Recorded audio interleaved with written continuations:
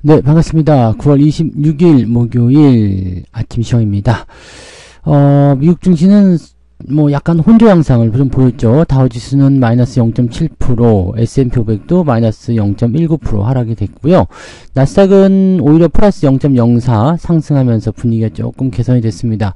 자, 그런데 상승 출발했었던 그런 초반 분위기와는 조금 다른 모습이죠.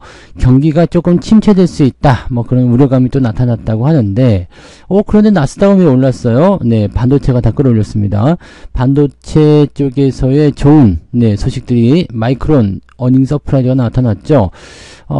이 부분들은 모건 스탠리의 그런 반도체 겨울과 같은 리포트와 정면으로 대치되는 모습이라서, 자, 앞으로의 흐름이 어떻게 될 것인지. 근데 저는 리포트 예상 이런 것보다는 그냥 발표된 데이터를 더 신뢰하거든요. 그러니까 실질적으로 나빠질 거야 라고 하는데 좋아졌는데? 라고 얘기가 돼버리면 그거는 누가 거짓말일까요? 네, 이 부분 한번 생각해 보셨으면 좋겠어요. 자, 뉴스 한번 보도록 합니다. 자, 지금 뉴욕 증시 한산한 거래 속에서 우량주 매도 우위에 혼조감을 보였다. 이게 이제 약간의 경기 침체 우려감 이런 것들이 나왔기 때문에 좀 보시면 되거든요. 한번 볼게요. 이제 지표가 발표된 게 이제 그 주말 시점에서 발표되는 거 개인 소비 지출이죠. 이거 27일에 발표됩니다. 우리는 이제 해당이 안 돼요. 요게 발표가 있고, 그 다음에 지금 파월 의장 발언, 이런 것들 줄줄이 있고, GDP 이런 것들, 네, 오늘 저녁에 GDP 발표가 되죠. 그래서, 요런 거 하고, 파월 의장 발언 이런 게 다 오늘 있기 때문에, 약간 이제 또 미국은 경계심을 좀 가질 수 있는 내용이지 않겠는가라고 생각이 들긴 합니다. 자, 근데 이런 부분들이고요. 네, 지금 비컷을 지지한 이유에 대해서 이야기 계속 하고 있는 모습이기도 하고요. 네. 등등등이긴 한데, 현재로서는 이제 아직까지는 잘 모르겠다라는 얘기들, 그리고, 통화 정책 기조를 전환시키면서 고용시장에서 방점을 찍었지만 인플레이션이 되살아날 수 있다. 즉 금리를 낮춤으로 인해서 물가가 다시 올라갈 수도 있다. 이런 얘기들 나오는 거죠. 그러니까 이런 부분들이 있는 건데 현재로서는 이제 경기 침체에 대한 우려감이 나오면 금리 인하는 더 가속화될 수 있죠. 그래서 그런 내용들은 좀 체크해 볼 필요는 있을 것 같아 보이고요. 당장 경제 지표가 이번 주에는 중요하게 나올 것 같다 보이진 않습니다. 지금 PCE나 또는 GDP 이런 것들은 그냥 예상했던 대로 그냥 움직임이 나올 것이라 생각되고 있기 때문이죠. 네. 자, 그다음에 매그니피센트 7 중에서 엔비디아가 2.18% 올랐습니다. 엔비디아 요즘에 계속 올라가고 있어요. 반도체 쪽 상승세 계속 이어지고 있는 모습이고요. 네. 그런 형태이고, 모건 스탠리가 요즘에 이쪽 저쪽 다 들쑤시고 다니는 것 같아요. 그죠? 자동차 회사 이런 거, 네, 비중 축소, 독립 비중 축소. 얘네들은 지금 뭐 하는 애들이지? 이거 조사해야 되는 거 아닙니까? 네, 근데 얘네들 이쪽 저쪽 다 쑤시고 다니는데, 과연, 니들이 맞느냐. 이렇게 되면 이제 신뢰도만 더 떨어지는 거 아닐까 싶습니다. 확 망했으면 좋겠어요. 네. 모건 스탠리 이름만 들어도 좀 짜증나네. 아무튼 그런 시기였다 보시면 되겠고요. 네, 주택 건수가 조금 감소했다라는 얘기가 있는 거죠. 네, 그래서 이런 부분들이, 원래 이제 이게 리먼 사태 이후부터 계속 주택과 같은 지표들이, 중요시 경제 지표로 되고 있기 때문에, 그렇다 정도로 보시면 되겠습니다. 근데 이제 수요 우려, 이런 것 때문에 이제 유가도 좀 떨어지는 형태도 나타나고, 그런 모습 계속 나타나고 있어가지고요. 그럴 수 있는 거죠. 자, 실적 예상치를 상회한 디램 반도체 업체, 이거 한번 볼까요? 마이크론 13% 이제 시간외에서 애프터마켓에서 지금 오른 건데요. 현재 마이크론이 시간외 거래에서 13% 폭등했다라고 되어 있고요. 정비장도 상승 마감했었다. 네. 마이크론이 장 마감 직후 실적 발표에서 시장의 예상을 상회하는 실적 발표했다. 그러니까 이 시장 예상치가 도대체 뭐냐는 생각도 할 수밖에 없어요. 실적 발표에서 지난 분기 매출이 77억 5천만 달러였다. 예상치는 76억 4천만 달러였는데 넘어선 거죠. 어닝 서프라이즈. 주당 순이익 예상치는 1.1달러였는데 이게 1.18달러로 발표가 됐습니다. 늘어났죠. 네. 이번 분기 전망도 좋았고요. 네. 그래서 전체적으로 되는 것 같아요. 네, 1.66에서 1.82달러가 될 것이다. 라고 얘기하고 있는 모습이고, 4분기에 더 좋다, 내년에 더 좋다, 계속 이렇게 얘기 나오고 있고, 마이크론 같은 경우도 HBM을 하고 있는데 2025년도 물량까지 끝났대요. 얘네도 판매가 완료됐답니다. 그래서 HBM에 대한 부분들은 하이닉스, 마이크론, 지금 삼성전자만 약간 찬밥 느낌이긴 하지만 네, 이 HBM에 대한 수요가 이 정도로 빡세요. 뭐 물량이 없어. 그래서 지금 더 뭔가를 하고 싶으면 삼성전자 거 써야 돼. 뭐 당연한 얘기 아니겠습니까? 그래서 이런 식으로 연결되고 있기 때문에 HBM의 공급 과잉이라든지 겨울이 온다, 뭐 D램, 이 HBM의 수요가 굉장히 빡빡하게 돌아가기 때문에 D램의 가격이 다시 오를 것이라는 얘기도 있습니다. 네, 이런 부분들. 그러면 증권사 리포트들은 다 뭐냐 이거지. 네, 실적 나쁠 거다라며. 근데 어닝 서프라이즈가 나와버렸네. 자, 이거는 뭘까요? 네.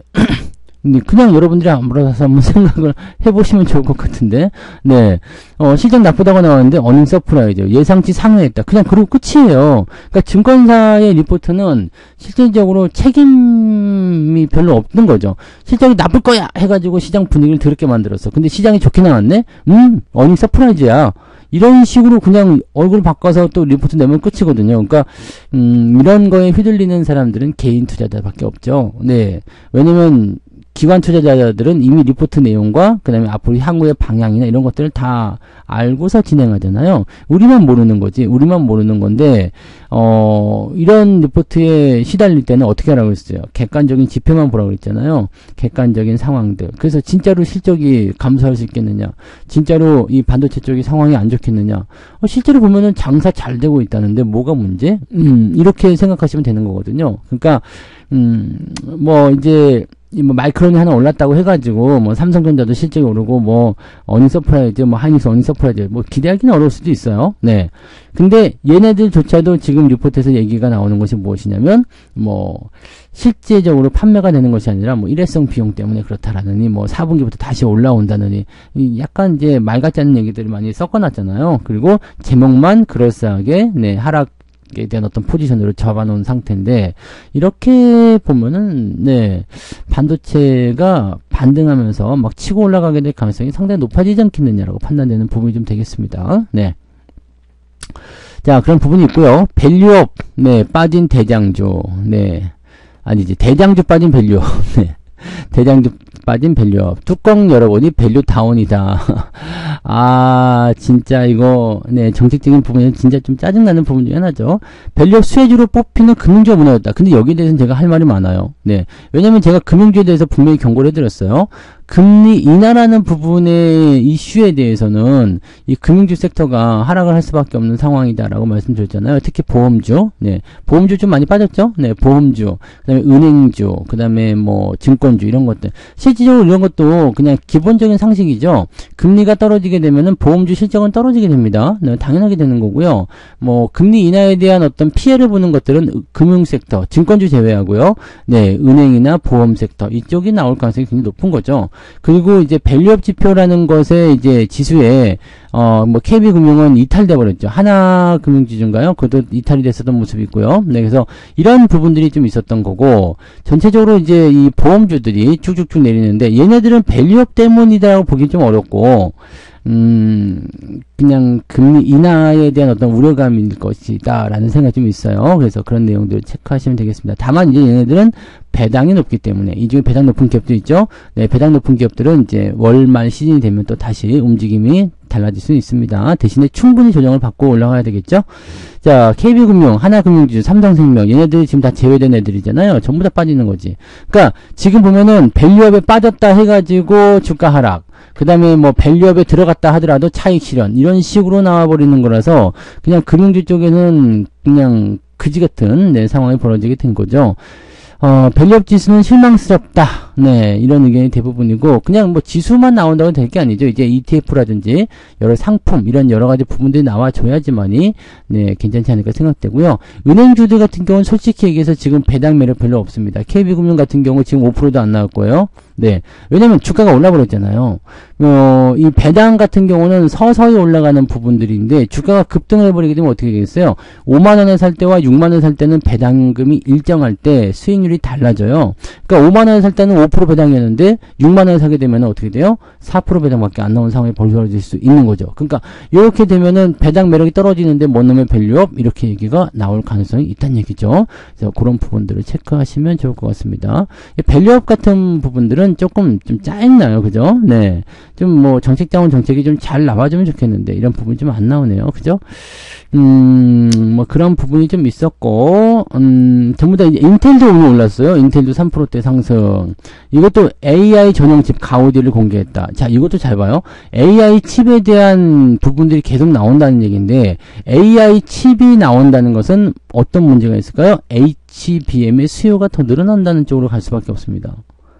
AI 인공지능 전용 칩이잖아요. 그러니까 여기에는 뭐가 들어가 있어요? H100보다도 전력 효율이 2배 이상 높다.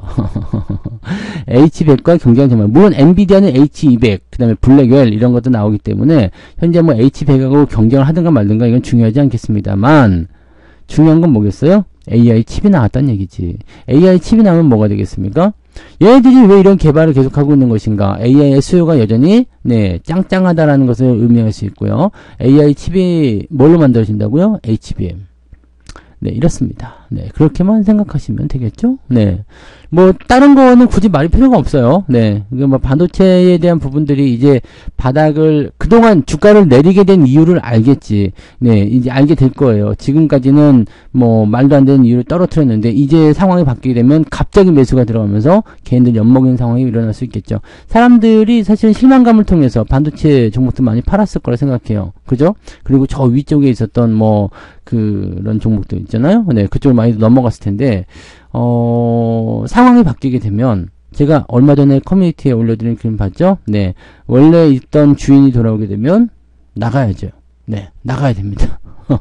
기존에 있던 애들은 나가야 돼. 여기 내 구역인데, 네. 나의 구역인데 니들이 뭐 하는 거야? 꺼져. 그러면 나가야지. 그러니까, 이 수급이 계속 돌고 도는 거죠? 네. 얘가 들어오는 부분들을 통해서 움직여야 되니까 이렇게 자꾸 돌고 도는 그런 형태의 수급 전환을 통해서 종목들의 흐름이 바뀐다라고 보시면 됩니다. 지금은 이제 그동안 반도체가 잠잠할 때 올라갔던 종목군들이 조금 내려오게 될 테고요. 그 다음에 반도체가 올라가는 형태가 만들어질 수가 있겠죠. 일단 삼성전자 실적에 대한 기대감도 다시 써야 되는 거 아닌가 싶은 생각이 좀 있습니다. 뉴스가 바뀌어서, 리포트가 바뀌어서 나올 가능성도 높아져요. 네, 그 부분 체크하시고요. 엔비디아 시총, 네, 300달러 회복해서 130달러 가나, 이런 얘기가 나오기 시작해. 엔비디아, 네, 뭐 더 말할 필요는 없을 것 같고요. 네. 그래요. 네, 이렇게 해서 뭐 좋은 흐름들 나오면 되는 거고, 네, 뭐 여러분들이 계좌가 조금씩 좋아지면 더 좋지 않을까라고 생각됩니다. 실망 매물의 보험, 증권주는 이제 증시가 약간 불안하니까 떨어진 모습인 것 같아요. 증권주는 사실, 네, 배당을 많이 주긴 합니다만, 시장이 올라가게 되면은 주가가 올라갈 수 있거든요. 근데 주가가 별로 안 좋으니까 증권주가 떨어지는 모습이다라고 보시면 되죠. 네. 중국 부양책, 요것 때문에 K뷰티 해가지고 화장품주도 올라가는 모습이 있었잖아요. 뭐, 아모레퍼시픽, LG생활건강, 진짜 오랜만에 반등하는 모습들인데, 중국 지역과 연결되어 있는 그 우호도가 많을수록 이번 중국의 경기 부양의 수혜를 많이 입을 거 생각합니다. 저는 근데 화학주들 같은 경우는 매도를 좀 쳤고요.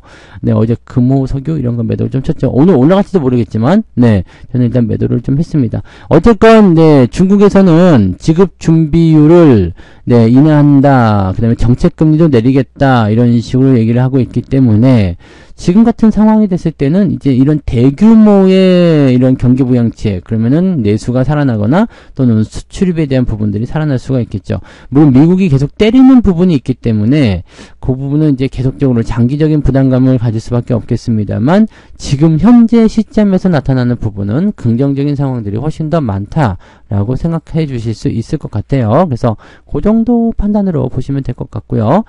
화장품이 갑자기 그렇다고 해서 막 뭐 날개 달고 올라간다, 로켓처럼 쏘아 올라간다, 이거는 좀 어려울 것 같아요. 그래서 이런 내용들은 네, 뭐 조금 더 보시면 될 것 같습니다. 그래서 긍정적으로 좀 판단해 보시면 네, 되지 않을까 보여지고요. 네, 이제 화장품주도 조금씩 올라가 줄 필요가 있겠죠. 근데 중국 쪽은 경기를 조금 믿기가 어렵죠. 신뢰도가 좀 많이 떨어진 국가라서 네, 진짜로 되고 잘 돼봐야지. 근데 잘 되면 또 이것들이 또 건방지게 또 네, 하여튼 네, 중국은 조금 애매하긴 합니다만 중국 지수가 이제 조금씩 올라가기 시작하잖아요. 네, 그런 부분들이 나타나니까 이제 경기 부양책에 대한 어떤 약발이 좀 있는 것 같다. 그래서 철강, 화학 이런 쪽도 전부 다 이제 반등세가 좀 있었는데 계속 연결될 수 있을런지는 좀 봐야 되겠죠. 일단 단기적인 급등을 통한 포지션은 나왔는데 워낙 많이 떨어져 있었던 종목들이라 네, 주가 변동성이 어떻게 나올런지는 좀 봐야 되겠죠. 네, 그런 부분들이고요. 하이닉스 3분기 영업이익이 8조에서 6.8조로 줄어들 것이다. 뭐 계속 지금 뭐 리포트 계속 나오는데 마이크론 실적 발표 이후에 또 리포트가 어떻게 나오는지 좀 봐야 될 것 같아요. 진짜로. 그죠? 네. 마이크론은 어닝 서프라이즈고 4분기 때는 뭐 말도 못한다. 그 흑자 전환이다. 뭐 이렇게 나왔는데 이게 다 HBM 때문이다. 라는 식으로 얘기가 나온 건데 이거를 왜 자꾸 눈높이를 왜 낮추는지 잘은 모르겠어요. 그죠? 뭐 때문이지? 라는 식인데 두 달 사이에 외국인들 팔아먹으라고 그래. 내가 사줄게. 라고 생각하면 될 것 같아요. 이게 자꾸 그 반도체에 대한 어떤 그런 반발심이 자꾸 드네. 네. 얘네들 리포트에 대한 부분들. 네. 그래서, 네, 뉴스 자체가 이제 조금 애매하게 나온 것 같기는 한데, 네. 이 모건 스탠리가 지금 문제인 것 같아요. 리뷰안의 투자 등급 강등.